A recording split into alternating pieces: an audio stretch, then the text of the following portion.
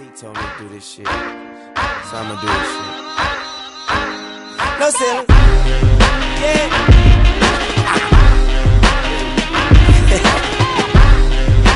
I'ma run this down tonight.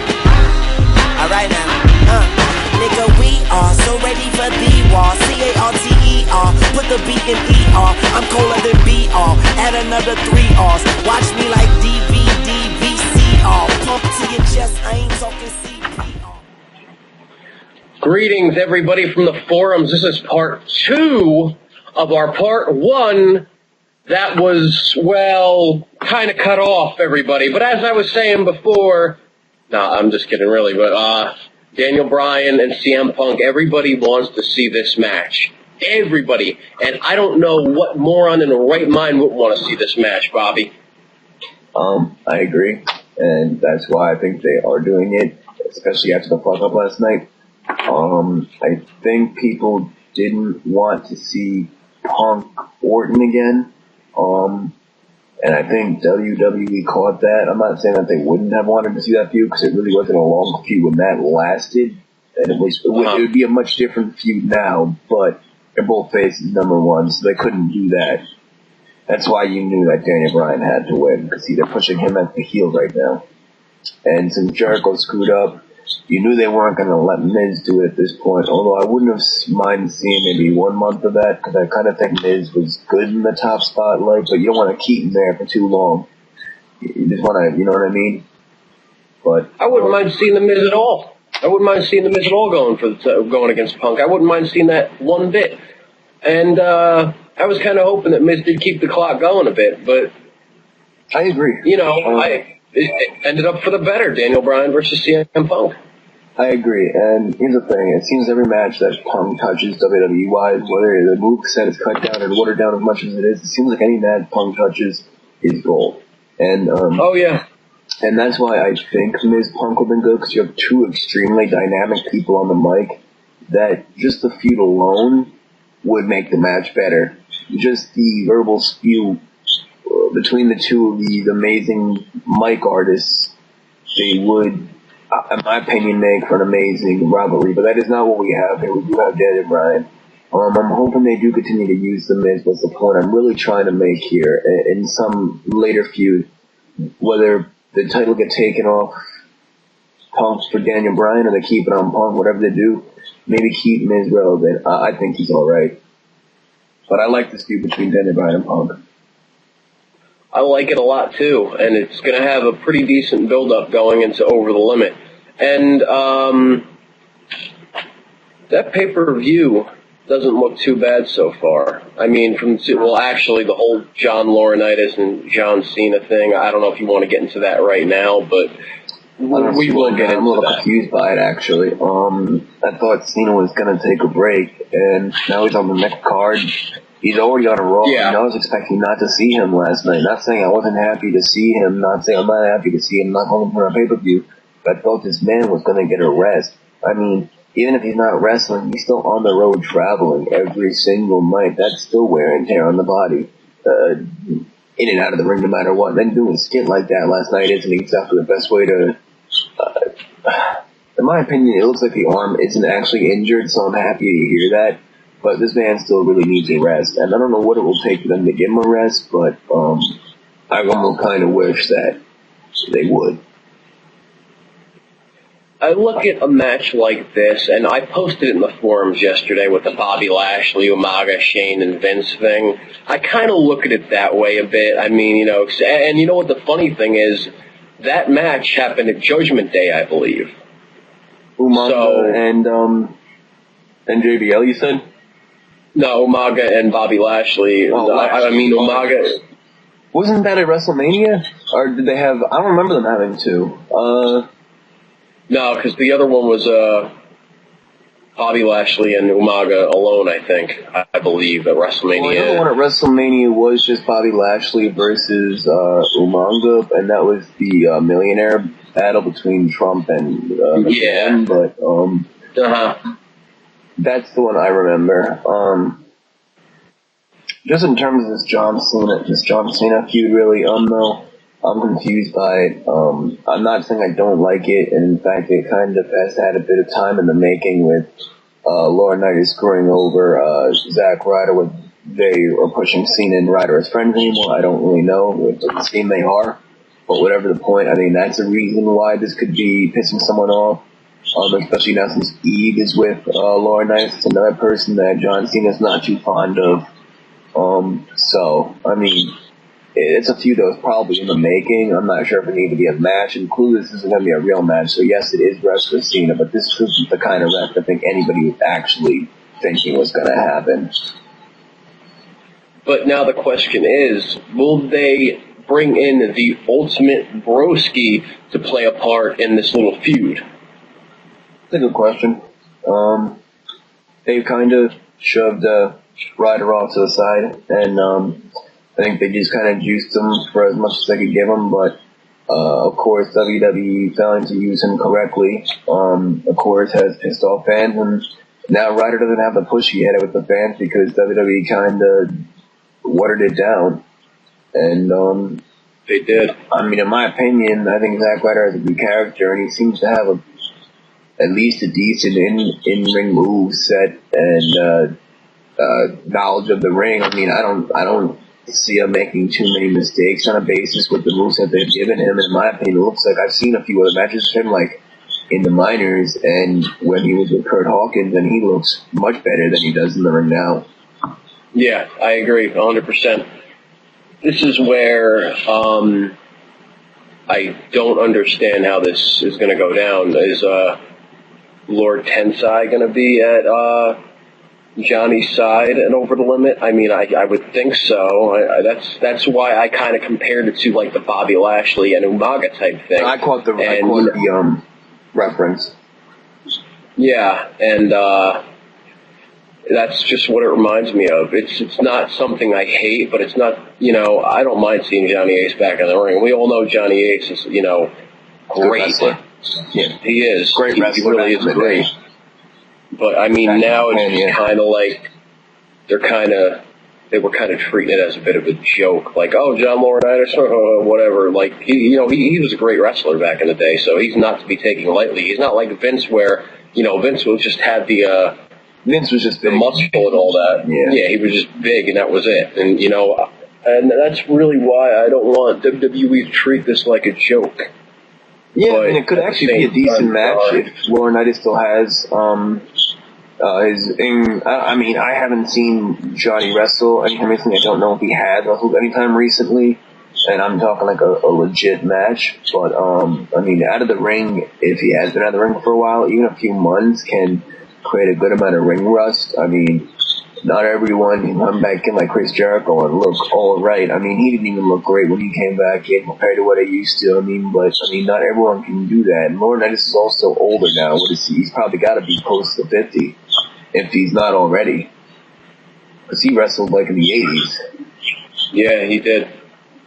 And I really don't know what to think of this match until I see it. This is one of these matches where I can't look at it and say it's going to be great, but I can just say, you know what, I'm going to wait until I see it to at least judge it. Because, as you said, we haven't seen Laurinaitis recently wrestle at all. So, I mean, not that I remember, at least. If anybody else remembers that, please correct me. But, yeah, this is pretty much one of those battles that is going to have to be waited upon. It's clearly going to be a one-time match, and that's why I don't think they're going to take this match as seriously as I think maybe some of us are hoping for that actually have seen what Johnny did over in Japan and for wrestling. But if they don't, it's whatever. I mean, they're just pushing him as a GM at this point. So if they're not going to try and push him as the one-time wrestler or whatever, at least give him his few spots in the match and at least make the match entertaining. If this is a John Cena being arrested, this shouldn't be a legit match, and that's why I don't think it's going to be like a real match. I think it's going to be a lot of sideshow, and that's why I think Lord Tensai is involved now. And I mean, well, I'm looking at it, almost looking like they're setting up a feud already for John Cena with Lord Tensai. But I heard he was supposed to get arrested till SummerSlam. I mean, why not just do it then? Or are they just deciding to set it up early so when Cena comes back, he has someone to attack? Well, I I think that they might possibly rest Cena for a pay-per-view after Over the Limit. And that would build up into SummerSlam if he were to, if he were to wrestle more than why announce it Sunday?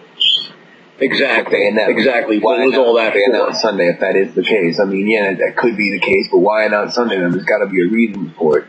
Well, because I'm not seeing it in the storyline, in my opinion. I mean, the storyline makes some sense, but it doesn't make enough where I'm like, oh yeah, I really believe that this is the best way to go with this. I don't. I think since they told him he's going to take a rest, he should get a rest.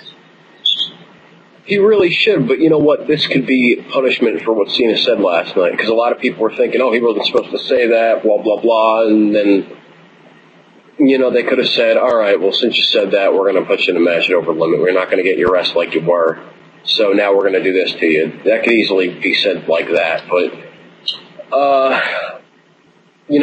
yesterday's Raw, it kind of brought me back to back in the day, before I sensed predictability and all that. It really just made me think a lot, and it was a pretty decent Raw in my opinion. It just made me think a lot, like, what's going to happen? Is this really happening? Like, that whole thing between Triple H and Brock Lesnar yesterday, Lesnar really beat the shit out of Triple H.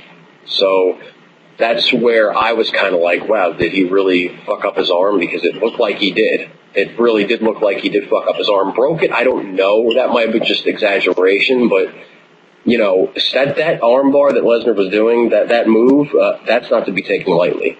No. I mean, you could really fuck somebody's arm if you do that wrong, if you fuck that up. Like, the way I could see it, the only way I could see Triple H injured his arm is because he was kind of fighting back. He was struggling. You're supposed to, when that move is being done, you're supposed to just let it be done. Because if Lesnar pulls your arm and you're fighting back, he could break your arm easily like that. So that's pretty much my thought on that. I mean, I know we're not done talking about Cena and Laurinaitis, but I just wanted to note that right there. I think we got everything we needed to on Cena and Laurinaitis. Basically, we're all just wondering what they're going to do with it. And in fact, I really don't think there's too much this Triple H Lesnar thing than all that we saw last night. So I don't know too much to talk about there either. I am going to say I agree with you. That move is very dangerous, and I don't think the arm is actually broken, but I definitely think they're setting up for something. This is like the time they had Big Show get run over by Del Rio's car, and he was back for a month, and I think a week later, so I think it was like 5 weeks or 4 weeks. I don't even think it might have not even been a month. I think it was like 5 weeks or 4 weeks. I hope that's just not one of these bullshit storylines. But a broken arm will take 6 weeks, so that would be another pay-per-view. That would not be Over the Limit. If you want to do this match correctly, and this is my opinion, you do it at SummerSlam. Triple H versus Brock Lesnar. Think about it. I don't think these two have wrestled, and I wanted to see this match a lot in 2002 when Triple H was on SmackDown. If anyone does watch this and knows of a match, I think I might have taken verse once. I can actually look now for us. I did want to say one thing about, you said that you thought it was a good draw. I did watch Dennis's video and his review, and he wasn't a huge fan of it. I could see how some people might not be. Might not be a fan of it. I actually myself was also kind of a fan of it. The short, quick matches was made it a little more unpredictable, and I thought that was good. It definitely gave a little bit of an older feel to the Raw, with the quick, fast pace, on a lot more matches. I thought they did a really, really good clock challenge for last night. I really liked that. I liked it. Clock challenge. I definitely enjoyed it. The whole night I was, on the edge of my seat with the Beat the Clock. I really liked it, to be honest. And I also think that Swagger and Orton really are really definitely on the same stature. And I think if they wanted to, they could put a good match together, Swagger and Orton. That's my opinion. It's just that they treat Swagger and Ziggler like a joke, and it's a shame because I don't look at them that way. I look at Swagger and Ziggler as established wrestlers, and for you to feed him to Brodus Clay, that's another thing I'm really getting tired of. Brodus Clay just beating these good wrestlers who have, so much potential, And I'm really getting sick of it, and this is my opinion. I mean, last night when he was going against JTG, I know I'm jumping around a bit, but last night when he was going against JTG, I was waiting for, like, Shad to come out and big boot Brodus Clay. Give this guy something. Don't just feed him jobbers. They're not jobbers, but, like, don't just... They're treating like jobbers is what they're doing. Yeah, exactly. That's what I meant to say. Jobbers. And it's unfortunate, you know, don't just feed these good wrestlers to Brodus Clay and make them look like shit, because you're just treating your card like crap. And that's what pissed me off at Extreme Rules, when you just pretty much fed Ziggler to Brodus Clay. And this is where I come back to Jack Swagger and Dolph Ziggler. It was, honestly, I think these are two awesome guys, and think about it. Now that you've got the tag titles on Kofi Kingston and R-Truth, why not make a tag team match? Ziggler and Swagger versus Kofi Kingston and R-Truth. That could pretty much spruce up your tag team division right there. You've got the Usos, who, you know, what are you doing with them? Do something with them. Primo now, so you have two good teams there. They have R-Truth and Kofi Kingston. You're right, you definitely could throw together a good tag team of Jack Swagger and Dolph Ziggler. You're not using either in the main event titles, and they're both great wrestlers. Why not use them to beef up your tag team division that has been non-existent for a while? You can make some storylines, especially with the help of Vicky Guerrero. She's amazing on the mic. You can use her to beef up any storyline. I mean, you have things here to work with, and I don't understand why they're not doing it, so I do agree with you with that. The last thing I wanted to touch on before we ended this video was the Bellas getting fired last night. I just found out that it was not WWE who wanted to fire them. Actually, WWE wanted to sign contracts with them in the past 2 weeks, and the Bellas decided that they did not want to re-sign. They actually said they thought for a long time about it, pretty much up till even Raw last night, possibly. Were they considering if they wanted to resign or not, and they ended up not resigning. They were fired by Eve on a WWE exclusive. Brought up the website in a little clip there. If you want to watch that, I posted it. I mean, I'm just starting to get to like the Bellas a little bit, not in terms of wrestling wise. I mean, they got a little better, but they were never really good at all. But in terms of characters, I like their characters. I thought they were actually pretty good on TV. I mean, I think they could have done something with them, like they figured out how to do with Eve. Don't use Eve as a wrestler. She's not a wrestler. What WWE's doing with Eve, I think, is great. You put an attractive girl backstage, you know what I mean? And it's just a better idea. I think they could have done something like that with the Bellas, but the Bellas decided to go their other ways. So, there you go. Bellas are gone. Pretty much all that did was scrap two female wrestlers out of the Divas division. That's pretty much what that did. So I really don't have much to say about that, but, you know, I agree with you, Bobby. I really do, because, you know, you said they didn't want to let the Bellas go, correct? Yeah, that's what I've heard. All right, well, I mean, you know, granted, but if they did want to let the Bellas go, that pretty much was hurting their women's division anyway, because you're pretty much taking away from that. So, I mean, unless you want to bring in some, you know, really good female wrestlers, which I hope they do from here on in. But, yeah. I'm just upset because now I'm thinking they're going to screw over Layla with the Beth Phoenix Karma title match that clearly Layla will have absolutely no chance in. And that is the only problem with having other smaller good wrestlers take on these. Look at Carmen. She's an amazing wrestler, but you think someone like Layla in real life really had a chance against her, and would the fan actually believe if she beat her? It's like Kelly beating Beth Phoenix just wouldn't happen. And that's not taking anything away. Layla's a much better wrestler than Kelly is, and I think that she actually could put up a fight in an actual wrestling match. But do you actually see her winning? No. And I think she's going to be the end one getting screwed at the end of all this. Unfortunately, I think you're right, and it's a damn shame, but I guess that's just how it goes. So I don't know, but they're gonna bring Karma back. No, they can't just have her not have the title, or at least fight for it, and at least win it a few times. I can't do that. That would just disgraceful. They just completely Beth Phoenix. Why couldn't Beth Phoenix lose the title to Layla at the pay-per-view? Why'd she have to lose it in a terrible way on Raw? I mean, I don't think Beth Phoenix would have had a problem losing the title in a good match. I actually think Layla versus Beth Phoenix would have been a much better match. You could have had the rematch last night for that, and that could have been a good match. But instead, you decided to have one decent match with Nikki Bella and Layla, and then you decided to have a shit match last night just to get rid of them. And then they considered that their Divas match, and they didn't even have another women's match last night. That drop kick and a roll up was our Divas match last night. In my opinion, I think Layla's worth way more than that, and so is some of the other women on that roster. Natalya, I haven't seen her in forever. All right. Well, I understand completely, and I don't want to change subjects so quick, but I want to get this in before we do end this. On to, as I was saying before about Ziggler and Swagger. All right. Guys like your undercard, mid-card, upper mid-card, you don't feed guys like that to Brodus Clay. What you do is, like in 2007, what you did with guys like Elijah Burke, good wrestlers, great wrestlers, and you push them. You gave them feuds. You put them on pay-per-views. You know, you use these guys to pretty much make great match fillers, and they're not doing that. They're just basically saying, all right, Funky's on a roll. Let's put this fucking douchebag, whoever the hell he is, against Brodus Clay, and let's let everybody laugh at it and point at them. You don't do that with Drew McIntyre, first of all. That's the number one mistake they made. Drew McIntyre was supposed to be the potential next thing. The next big thing Drew McIntyre was supposed to be. You don't do it with Ziggler because he's a great wrestler.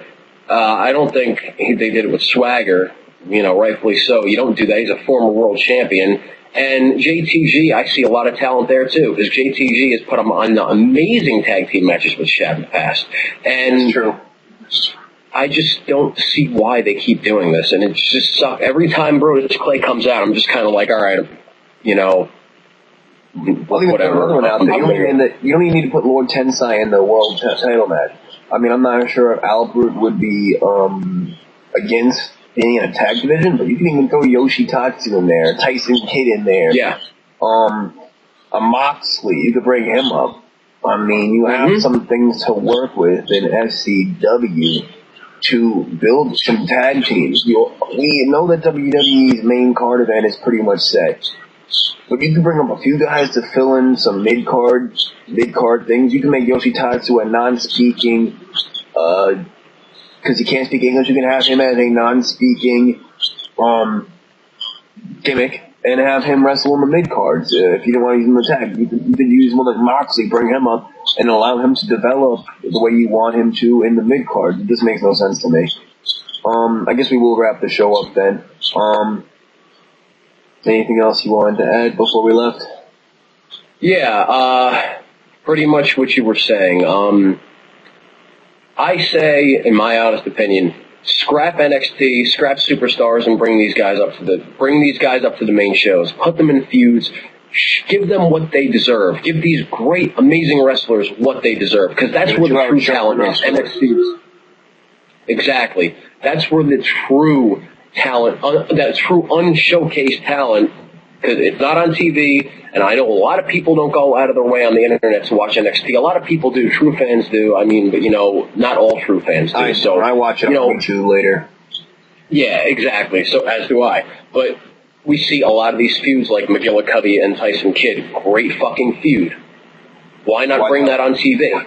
Exactly. It was a great feud. You know, all these guys are so amazing.